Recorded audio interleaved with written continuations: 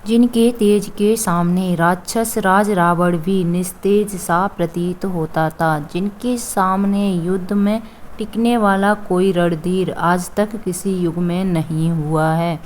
इतने शक्तिशाली, इतने बुद्धिमान और गुणों के सागर होते हुए भी श्री हनुमान जी में थोड़ा सा भी अभिमान नहीं है। वह सिर्फ प्रभु श्री राम की आज्ञा का पालन करना ही अपना कर्तव्य समझते हैं। तो जय श्री राम, जय हनुमान। कैसे हैं आप सब? आई होप कि आप सब बहुत अच्छे होंगे एंड खुश होंगे। अगर आप वीडियो में पहली बार आए हैं तो चैनल को लाइक, शेयर, सब्सक्राइब जरूर कर लीजिएगा। अगर आने वाली वीडियो का नोटिफिकेशन पाना चाहते हैं तो बेल आइकन को प्रेस जरूर कर लीजिएगा।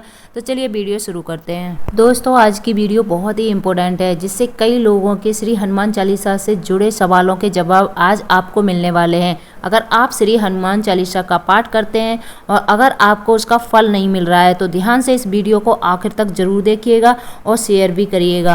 दोस्तों, जैसे कि हम सभी जानते हैं कि श्री हनुमान जी इस कलयुग के सबसे जागृत देव हैं और आज भी वे इस पृथ्वी पर शरीर अपने भक्तों के कल्याण के लिए विचरण करते रहते हैं, क्योंकि उन्हें अजर अमर रहने का वरदान मिला है। हमारे देश में सबसे ज्यादा मंदिर श्री हनुमान जी के ही हैं। यहाँ तक कि प्रभु श्री राम जी के मंदिरों से ज्यादा श्री हनुमान जी के मंदिर हैं।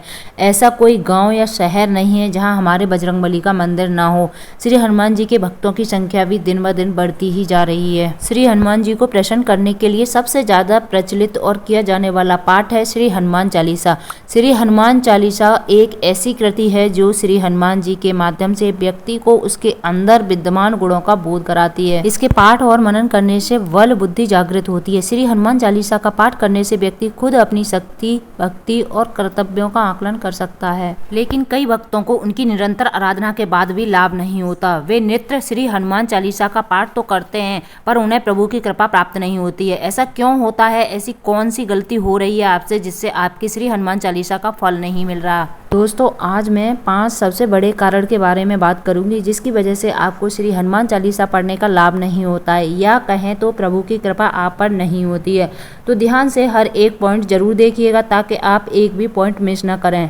पहला पॉइंट है प्रभु से एक चित ना होना। दोस्तों, कई लोगों की एक आदत होती है कि पूजा या ईश्वर का ध्यान करते समय वे दूसरे विचारों में खोए रहते हैं।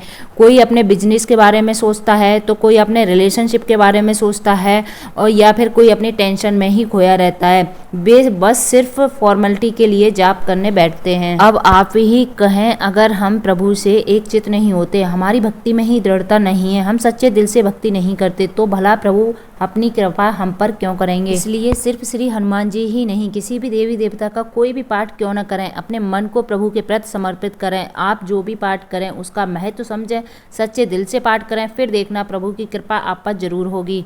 दूसरा कारण है स्वार्थ की भक्ति। दोस्तों, हर इंसान दुख के समय में प्रभु की शरण में जाता है। इसका मतलब ये नहीं है कि उसकी भक्ति में स्वार्थ छिपा है। यहीं पर लोग कंफ्यूज हो जाते हैं, क्योंकि दुख के समय हर कोई ईश्वर से कुछ न कुछ मांगता जरूर है। उदाहरण के तौर पर अगर कोई व्यक्ति दुख और तकलीफ के समय प्रभु की शरण में जाता है, सच्ची भक्ति करता है, अपने आप को उनके लिए समर्पित भी करता है और प्रभु उसकी भक्ति से प्रसन्न होकर उसकी सारी तकलीफें दूर भी करते हैं। लेकिन सब कुछ अच्छा होने के बाद अगर वो व्यक्ति प्रभु से दूर हो जाता है, पूजा पाठ और सच्चे मन वाली भक्ति की बंद कर देता है, तब जाकर आप कह सकते हैं उसकी भक्ति में स्वार्थ छुपा था। इसलिए कहती हूँ, दुख के समय में तो हर कोई ईश्वर को याद करता है, लेकिन सुख में जो भी प्रभु के निकट रहे और उनके लिए समर्पित रहे उसे निस्वार्थ भक्ति कहते हैं। तीसरा कारण है बुरे कर्म।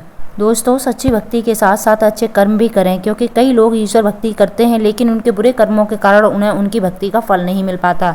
आप ही सोचिए, एक तरफ आप मंदिर में बैठकर या घर पर पूजा पाठ कर रहे हैं और दूसरी तरफ आप जानबूझकर कोई पाप कर रहे हो, जैसे कि किसी निर्दोष को तकलीफ पहुंचाना, किसी का धन हड़प लेना, किसी को बुरे कर्म के लिए प्रेरित करना, किसी स्त्री पर बुरी नजर रखना, व्यसन करना आदि।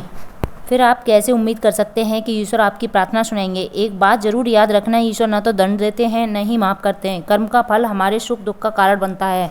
चौथा कारण है संकल्प पूरा न करना। दोस्तों, जब हम तकलीफ में होते हैं तो उस तकलीफ से बाहर आने के लिए हम हर एक प्रयास करते हैं। पूजा पाठ हो या व्रत रखना, मन्नत या संकल्प, वो समय ही ऐसा होता है कि हम सब कुछ करते हैं। लेकिन ऐसे कुछ लोग होते हैं जिनमें या तो धीरज की कमी होती है, या तो प्रभु के प्रति अटूट विश्वास की कमी, या फिर उनका मन कहीं और भटक जाता है, या फिर आलस के कारण जिसकी वजह से वे प्रभु के सामने किया संकल्प भूल जाते हैं या अधूरा छोड़ देते हैं। ऐसा बिल्कुल भी न करें, अपने संकल्प को पूरा करें। हाँ, अगर आपके घर में सूतक हो या फिर महिला भक्तों को मासिक धर्म की समस्या हो तो वे सूतक खत्म होने के बाद या अपना संकल्प जारी करके पूर्ण कर सकते हैं। 5वां कारण है नियमों का पालन नहीं करना।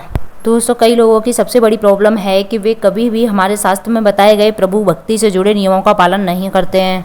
वे सब अपने ही कंफर्ट जोन में रहकर सब कुछ करना चाहते हैं, और जब प्रभु की कृपा प्राप्त नहीं होती तो वे ही सबसे पहले इंसान होते हैं जो भगवान को कोसते हैं, खुद नेगेटिव होते हैं और दूसरों को भी नेगेटिव करते हैं। आप ही बताइए, कौन समझाए ऐसे लोगों को कि असली कंफर्ट जोन तो प्रभु भक्ति है, बाकी सब तो माया है। वे प्रभु भक्ति के सामान्य नियमों का तक पालन नहीं करते, जैसे कि स्वच्छ कपड़े पहनकर पूजा करना, घर में साफ सफाई रखना ताकि घर में प्रभु का वास हो, मांस मदिरा का सेवन करके पूजा पाठ न करना, व्रत और संकल्प के समय ब्रह्मचर्य का पालन करना, बिना नहाए धोए पूजा पाठ न करना आदि।